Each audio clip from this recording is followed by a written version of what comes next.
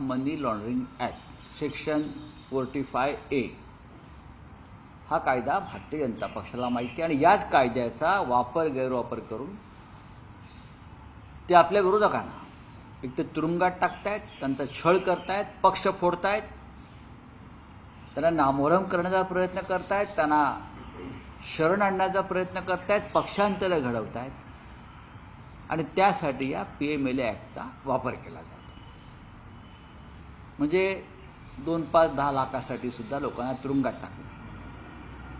हेमंत सोरेन झारखंडचे मुख्यमंत्री ह्यांनाही त्याच कायद्याखाली अटक करून तुरुंगात टाकले.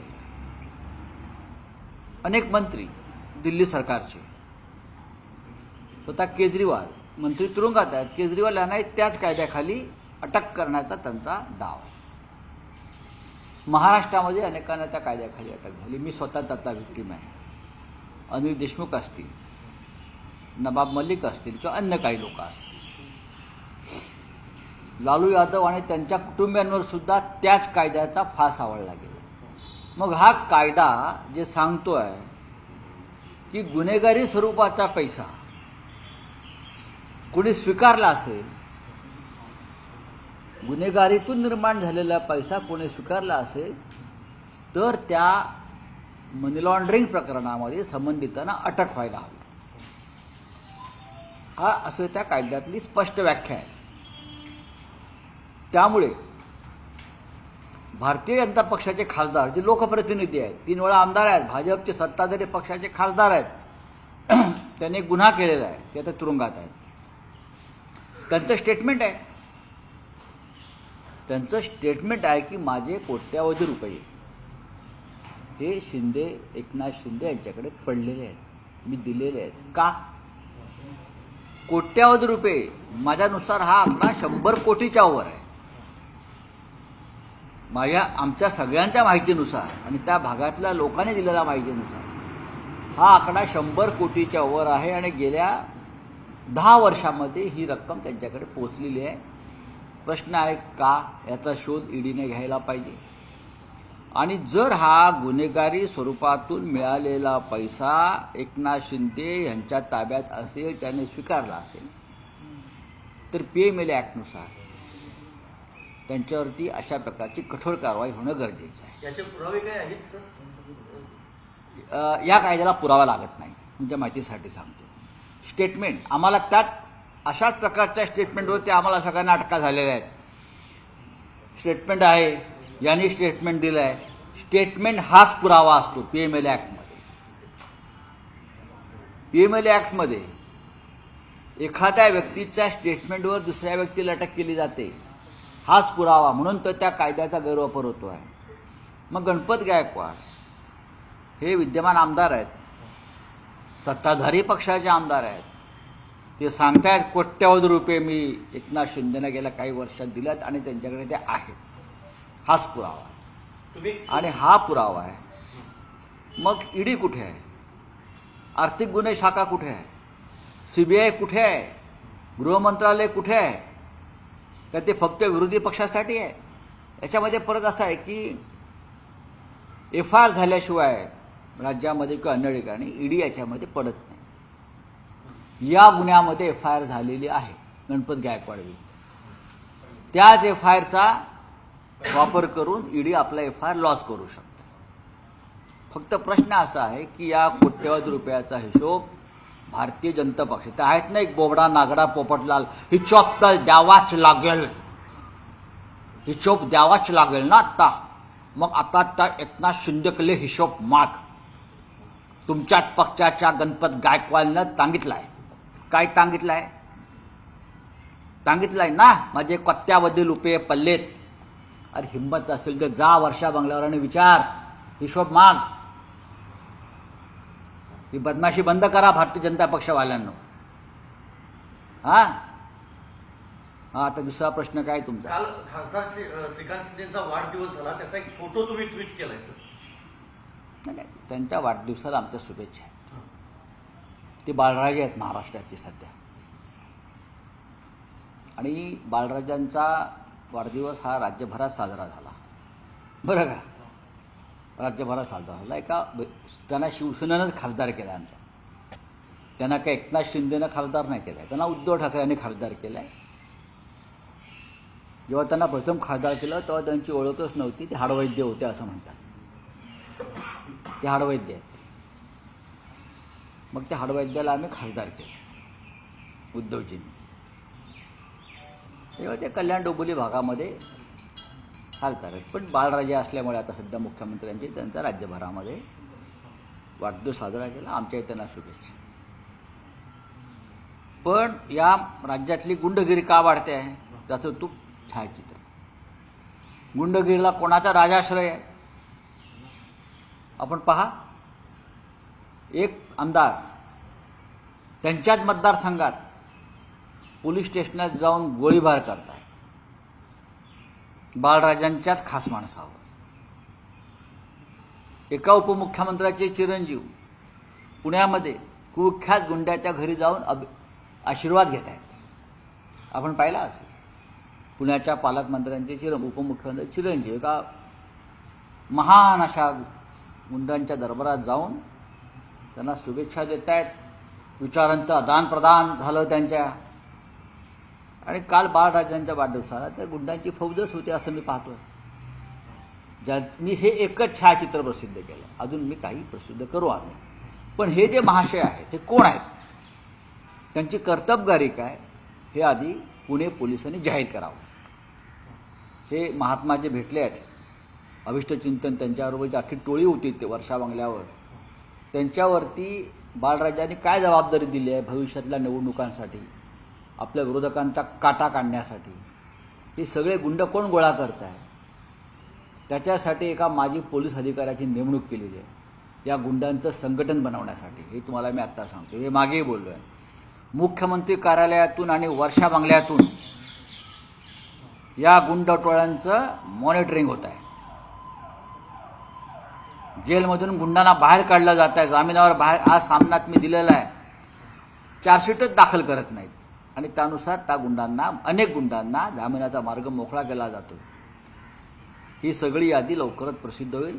गृहमंत्री देवेंद्र फडणवीस यांना या राज्यामध्ये कायद्याचं राज्य यावं असं वाटत असेल, त्यांना कायद्याची चाड असेल तर गृहमंत्री म्हणून ते काम करतील. एकनाथ शिंदेच्या दहशतीखाली ते आहेत का हे त्यांनी स्पष्ट सांगावं.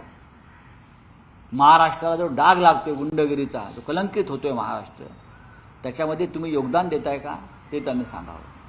हे काहीच नाही. अगदी भविष्यामध्ये तुम्ही पहा काय होणार आहे काय नाही. आत्ताच माझ्याकडे एका महाराष्ट्रातल्या खासदाराचा एक भयंकर असा व्हिडिओ आलेला आहे.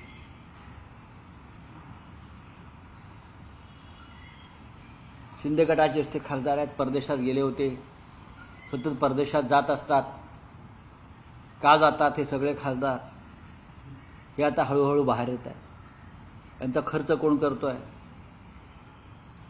येईल ते बाहेर. आता काय आक्षेपार्ह व्हिडिओ पहा येईल. आता येईल. शिंदे गटाचं म्हणजे शिंदे गँगचं खरं चरित्र काय आहे लोकांसमोर येईल. आणि एक दिवस गृहमंत्री नरेंद्र मोदी आणि अमित शहा जाहीर करतील, बाबा आमच्या यांच्याशी काय संबंध आहे, आमची चूक झाली. खासदार मुंबईतला आहे की मुंबई बाहेर येईल ना. आता वेट अँड वॉच.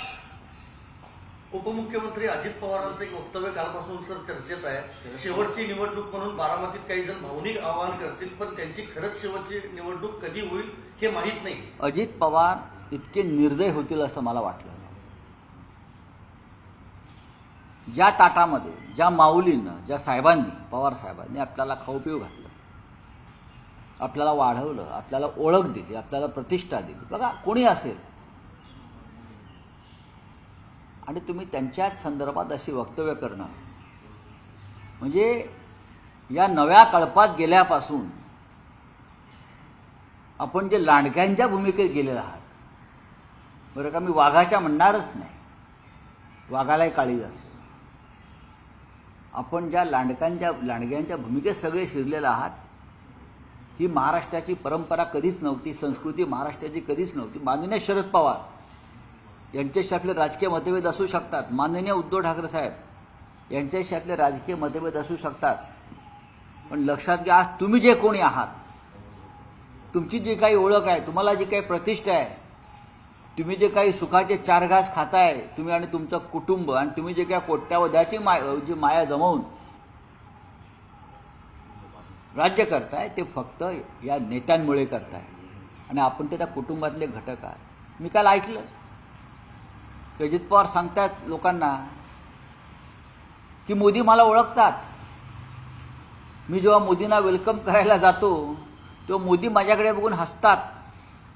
अहो, पण त्याच मोदींनी तुमचा 70,000 कोटीच्या सिंचन घोटाळ्यावरती सगळ्यात आधी हल्ला केला होता. हे तुम्ही विसरताय.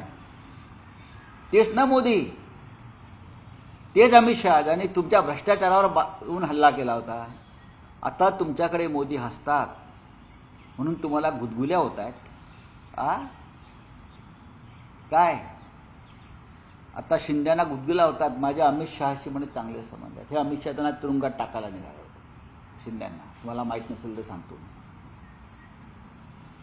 मग माननीय शरद पवार असतील, प्रतिभाताई पवार असतील, त्यांचं कुटुंब असेल, ह्यांनी तुम्हाला इतक्या वर्ष ते सांभाळलं. तुम्ही कोण होता? आम्ही कोण आहोत? जर शिवसेना नसती, की जर बाळासाहेब ठाकरे, उद्धव ठाकरे नसते, तर आम्ही कोण आहोत? आम्ही कोणी नाही. जर शरद पवार नसते, त्यांनी इतकं मोठं साम्राज्य उभं केलं नसतं. तुम्ही अजित पवार, तुम्ही कोण आहात? बारामतीत तुम्ही सायकलवरती फिरत होता, तर मी पाहिलेलं आहे. पण माणसानं एवढं कृतज्ञ असू नये, कृतज्ञ घोलानं माणसानं कायम कृतज्ञता ठेवली पाहिजे. आता तुम्हाला रामभक्तीला तुम्ही जागताय ना, राम नामाचे गोडवे गाताय ना, मग रामाकडून आधी ही कृतज्ञता शिका आणि मग मोदीचे गोडवे गा. मोदी म्हणे आम्हाला ओळखतो. अरे मोदीला आम्ही ओळखतो, तुम्हाला मोदी ओळखतात, पण मोदींना आम्ही जास्त ओळखतो. पण कालचं वक्तव्य हे महाराष्ट्रामध्ये, महाराष्ट्राच्या जनमानसामध्ये अस्वस्थता निर्माण करणार आहे की राजकारणामध्ये कुटुंबातल्या व्यक्ती अशा प्रकारे वागू शकतात सत्तेसाठी, फायद्यासाठी. हे काल या राज्याने पाहिलं. आणि हे विष, हे जे विष आहे घराघरात मनामध्ये पेरण्याचं काम हे भारतीय जनता पक्षाने केलेलं आहे. म्हणून महाराष्ट्र या भारतीय जनता पक्षाला कधी माफ करणार नाही. आज तुमची सत्ता उद्या जाईल, पण लोक रस्त्यावरून तुम्हाला तुडवतील. लक्षात घ्या, ही महाराष्ट्राला ज्या पद्धतीनं तुम्ही या खड्ड्यात घालताय, असंस्कारी करताय, बरं का, भावना शून्य करण्याचा प्रयत्न करताय, हे या राज्यात कधी घडलं नव्हतं. चला, त्याच भाजपचं मिशन अयोध्या आजपासून सुरू होते. रात्री 9 वाजता पहिली ट्रेन अयोध्येला मुंबईतून जाणार आहे, मोफत दर्शन. आधी मुंबईमधला रोजगार जो बाहेर गेलाय तो आधी घेऊन या. मोफत दर्शनाची गरज नाही. ज्याला रामदर्शनासाठी जायचं आहे ते जाऊ शकतात, आम्ही जाणार आहोत. पण फुकट रामदर्शन, रामलल्ला दर्शनानं जे तुम्हाला मतं मिळणार असतील तर तुमचा तो गैरसमज आहे. लोकांना रोजगार हवा आहे, लोकांना उद्योग हवा आहे, लोकांना शिक्षण हवं आहे, लोकांना आरोग्य हवं आहे, लोकांना उत्तम कायदा आणि सुव्यवस्था हवी आहे, आणि ती तुम्ही देत नाही आहात. रामलल्लाच्या नावावर या सगळ्या गोष्टी तुम्ही खपवू नका. भुजबळांनी एक ट्विट केलंय, करू द्या. मोठ्या क्रांतीची बीजं करणार असं म्हणताय. नावी समाजाने मराठा समाजाच्या लोकांची कटिंग करून त्यांना प्रश्न विचारत. राष्ट्रीय एक प्रश्न आहे सर, ममता बॅनर्जींनी यू टर्न घेतलेला आहे, पुन्हा 5 जागा काँग्रेसला बघा, द्यायच्या. मी तुम्हाला मागे सांगितलं प्रेसमध्ये की ममताजी असतील, केजरीवाल जी असतील, हे सगळे इंडिया गटाबरोबर आहेत. काही